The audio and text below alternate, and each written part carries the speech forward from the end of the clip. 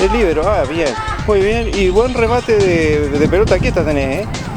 ¿Cuál fue la que dio el disparo en el palo, en este arco de acá? El tiro libre. ¿Fuiste vos? Sí. Bien, bien, bueno, hay futuro. ¿Y vos cómo te llamas? Dara Artía. Dara Artía, muy bien, ¿de qué jugás? De lateral izquierdo por lo general. Lateral izquierdo, bueno, ¿cómo fue este partido? ¿Cómo era el equipo que jugaron ustedes? Con los Sauces. Los Sauces, ¿cómo fue? Sí, fue un partido rápido, medio complicado, entramos medio flojas en el primer tiempo, pero creo que por más que el resultado no fue bueno para nosotros, el partido fue bueno. Claro, y un poco friccionado al final, ¿no? Escuchábamos de acá, de los que estamos acá afuera, algunas conversaciones ahí cerca del área. Sí, un poco como todo partido. Como siempre en el fútbol, sí. Pero tranquilo. Se empiezan a complicar las cosas. Bueno, mucha suerte. ¿Y qué queda del campeonato ahora para ustedes? Ahora nos toca con Unión, después con Centenario, después con Guayú. Bien. Y después no me acuerdo.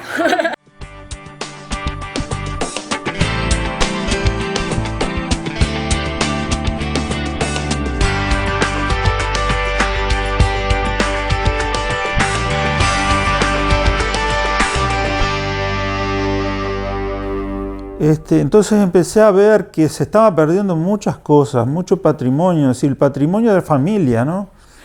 Empecé a vivir así, el patrimonio de la familia se pierde. Y empecé a encontrar fotos y fotos de la ciudad y de lugares, me encantó. Y así fue como empezó a nacer el tema del interés por las fotos de Paysandú.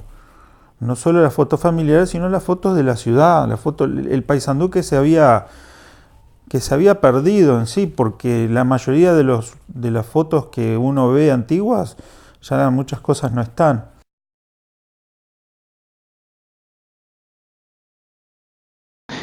Sí, efectivamente tenemos esta muestra denominada Cajas de Música, que es una muestra que lleva adelante el Sistema Nacional de Museos a través de fondos Ibermuseos, y en esta oportunidad, bueno, hay un recorrido de diferentes autores musicales que marcaron un canon en el tema de la música.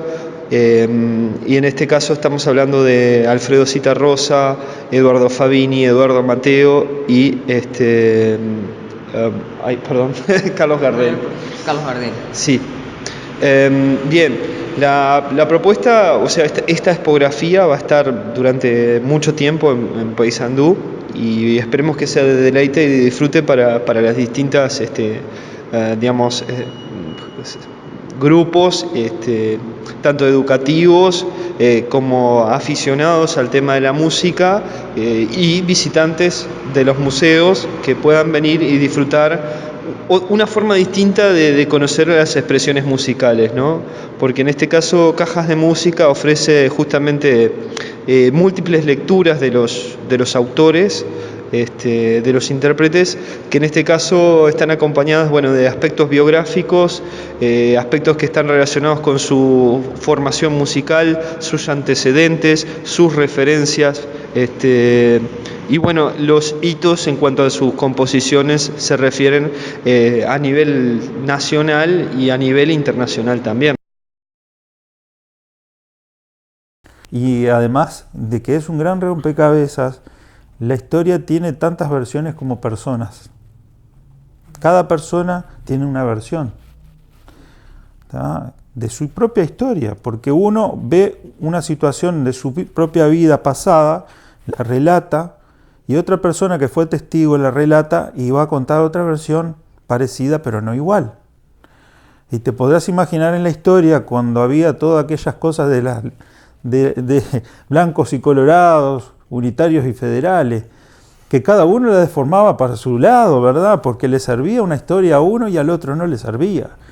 Hablando con profesores de archivo y de bibliotecología, te lo dicen, hay muchos documentos oficiales que uno los toma como verdad y son mentiras. Son mentiras de una persona que estaba en ese momento, que no le servía la verdad oficial y escribía su verdad, entre comillas, para defenderse o para protegerse años después de alguna situación, ¿verdad? Como pasó la conocida historia de la defensa Paysandú cuando matan a Leandro Gómez, la famosa pelea entre quién fue el asesino de Leandro Gómez, ¿verdad? La historia se construye en base, la historia siempre, no vamos a lograr nunca una historia objetiva, porque no existe. Lo que no podemos hacer nosotros es acercarnos lo más posible a lo que realmente sucedió. La única forma que tenemos es lograr la mayor cantidad de campanas, es decir, escuchar las campanas, ¿verdad? Las diferentes versiones, todos los documentos, todas las entrevistas.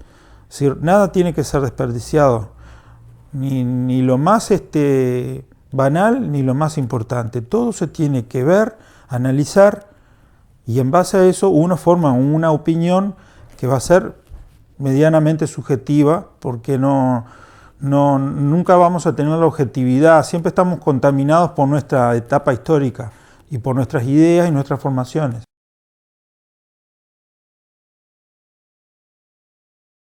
Dando continuidad al plan de recuperación de vialidad urbana en la parte centro de la ciudad, se coloca carpeta asfáltica en calle 19 de abril de Soriano a Río Negro, en Sarandí de Montecaseros a Zorrilla.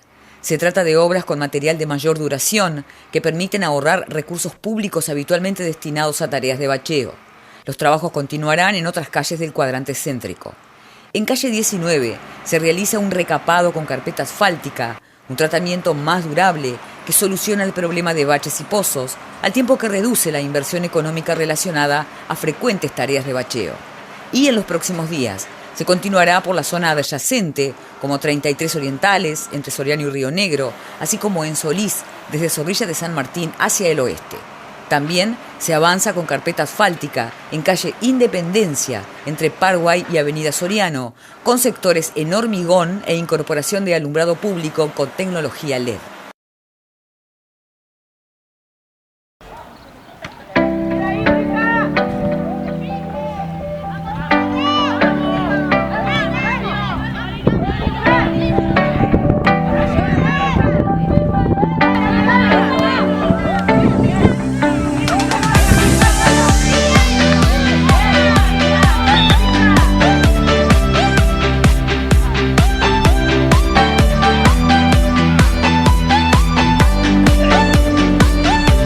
De Progreso, ¿no? Sí. ¿Cómo es la categoría? Que no termino de entender todavía. ¿Es la categoría más grande, femenino? Progreso por hoy tiene varias categorías, porque arrancamos del baby fútbol para lograr hacer mayor, ¿no? Nosotros, por ejemplo, tenemos en el baby fútbol sub-11, que son niñas chiquitas, comprenden la edad 7, 8, 9 y 10 años. Después arrancamos con sub-13, que corresponden a la edad 10, 11, 12 y 13 años.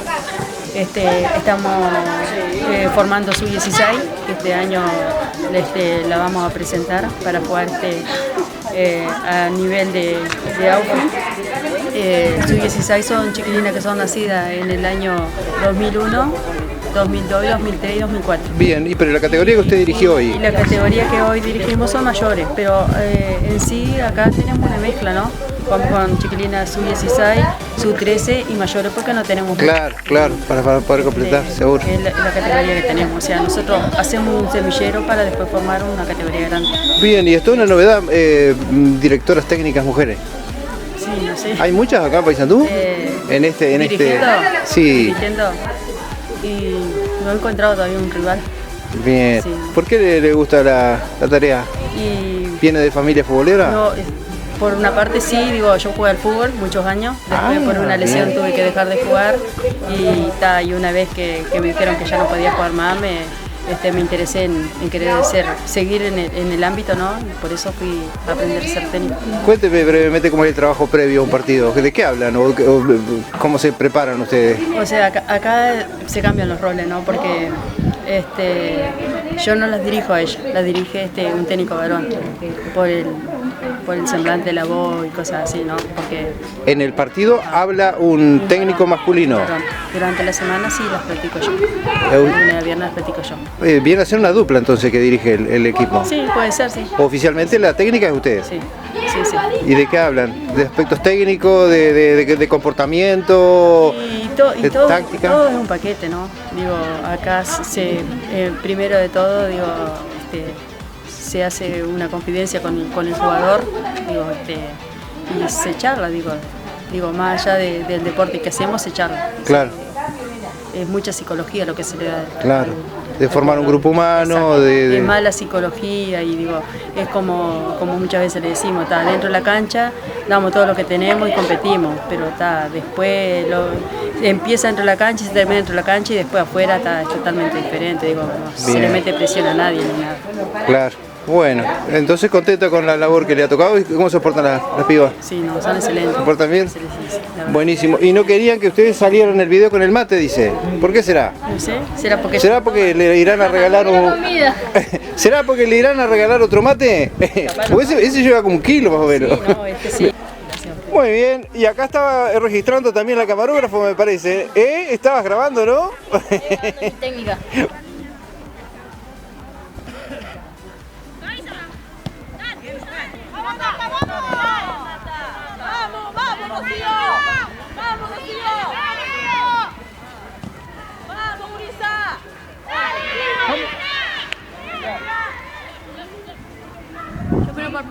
Bueno, ahora, después que usted saque esa foto, preciso un comentario del partido. ¿No? Eugenia juega del lateral izquierdo, No. lateral derecho. Defensa nomás, libro. Del líbero, bien, muy bien. Y buen remate de pelota quieta tenés, ¿eh?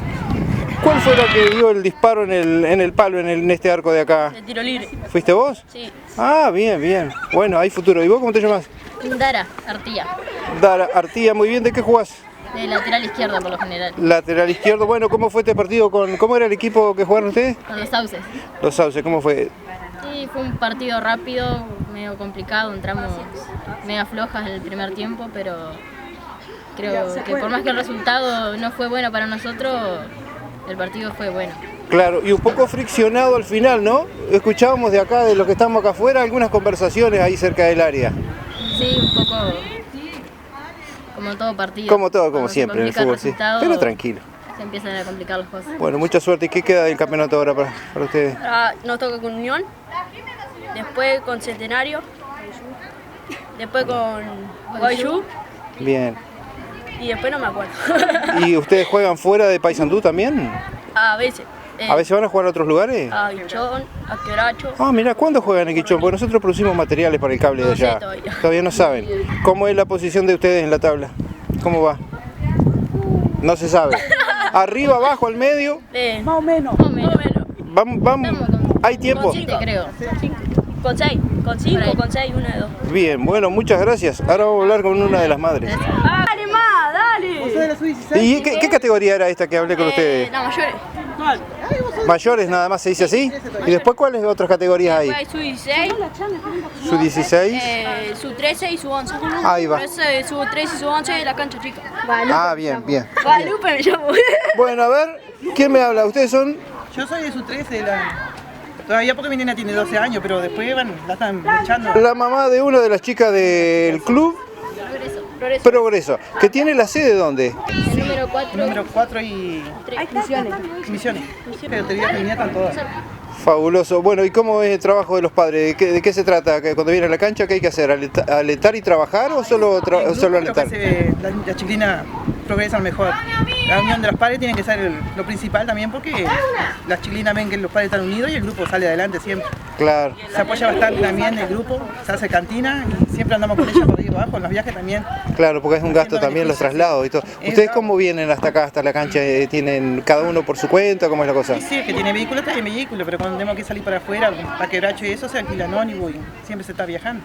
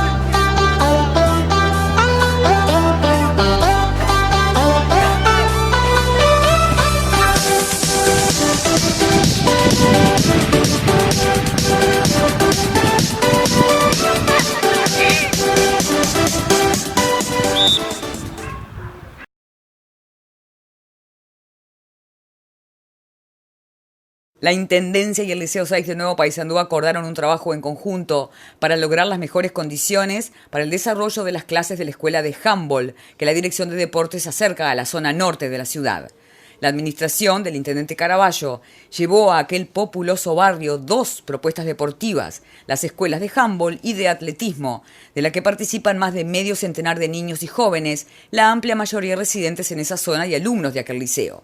Ahora, del acuerdo con el liceo nace la posibilidad de que la actividad de handball que venía funcionando al aire libre pase a ocupar el gimnasio del liceo. La Intendencia colaborará con algunos elementos para el mantenimiento y la mejora del lugar, para lo que se implementará, por ejemplo, la instalación de nuevas luminarias. También, en el marco de este encuentro, se anunció que en breve, seguramente una vez que se supere la situación de emergencia que vive la zona con la creciente, la Dirección de Vialidad de Obras realizará la pavimentación con asfalto de la cancha multiuso. El espacio registra una intensa actividad diaria y está ubicada frente al liceo. Mirá, hace unos años, hará 6, 7 años, siempre me interesaron. Mi abuelo materno, Leonardo Norbis, desde que yo era chiquito era el historiador de la familia. Él le encantaba contar historias y era una persona que apenas sabía leer y escribir, pero le encantaba la historia. Y estuvo siempre rodeado de gente que sabía mucho de historia. Trabajó años en la aceitera, trabajó con un agrimensor por muchos años que fue muy conocido. Entonces era una persona que sabía mucho de Paysandú, de su historia, de lo que era el cementerio viejo. Y cada vez que me agarraba con el abuelo, yo era un chiquilín, el abuelo me hacía esas historias, ¿no? Esas historias del Paysandú, de la defensa, de los túneles, del cementerio viejo, con todas esas historias de las estatuas, ¿no? Que cuentan historias, que yo como niño me apasioné, ¿no? Me empezó a gustar la historia.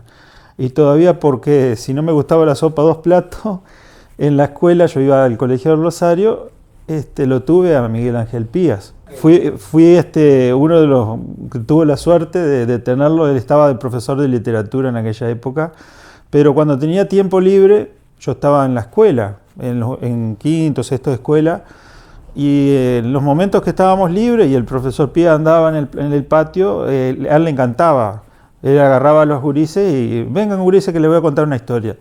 Y te llevaba dentro de la basílica, te llevaba afuera y te mostraba las balas de cañón.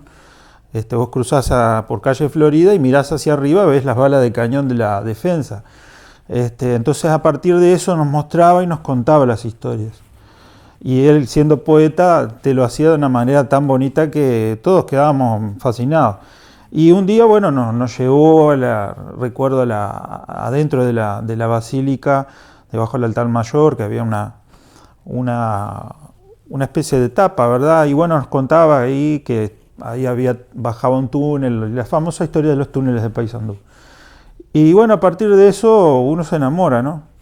Quedó esa semilla, pasaron los años, yo me dediqué a estudiar, hice mi carrera en Montevideo de médico, pero siempre que podía me iba a la Tristán Narvaja, a la feria, y yo soy un ratón de biblioteca, ¿no? Empiezo y encuentro libros que me llamen la atención y me gusten y los conseguía, los compraba. A veces no tenía plata, pero me iba a la Biblioteca Nacional.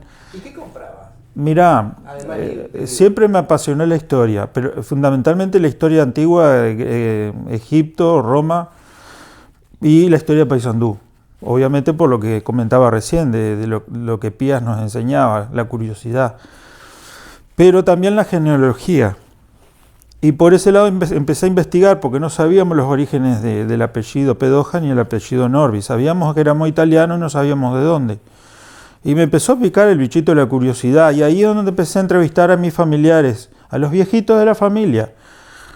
Y bueno, iba a las casas y a recopilar información, fotos y todo lo que supieran. Incluso hice una fichita y ponía el nombre de la persona, todos los datos, iba completando en qué había trabajado, dónde había vivido, anécdotas de esa persona, y iba compilando fichas y consiguiendo fotos.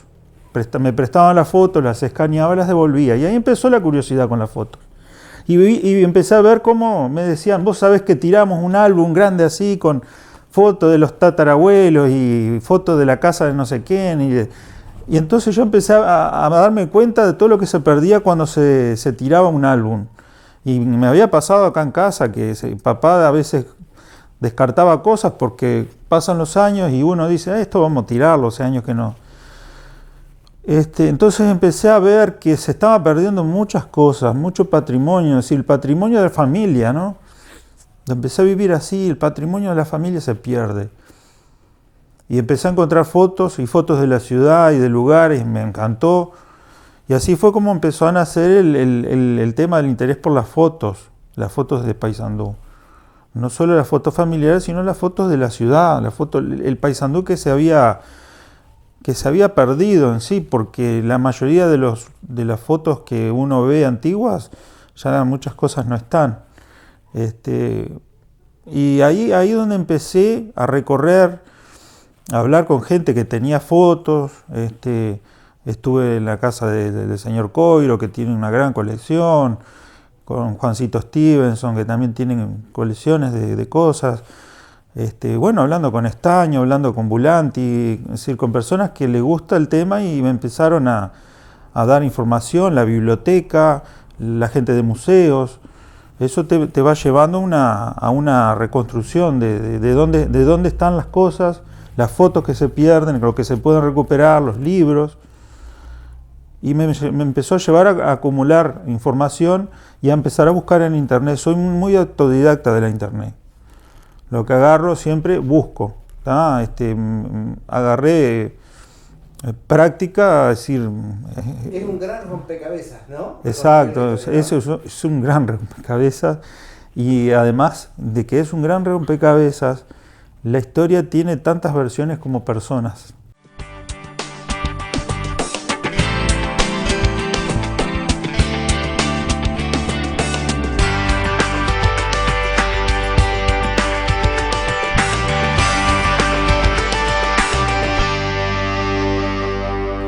Por un tránsito cada vez más ágil, cómodo y seguro en el centro, desde el lunes 3 de julio, los vehículos particulares no podrán estacionar ni detenerse sobre la mano derecha de Zorrilla de San Martín entre Artigas y Avenida Salto, Florida entre Felipone y Valleverres y Leandro Gómez entre Valleverres y Felipone.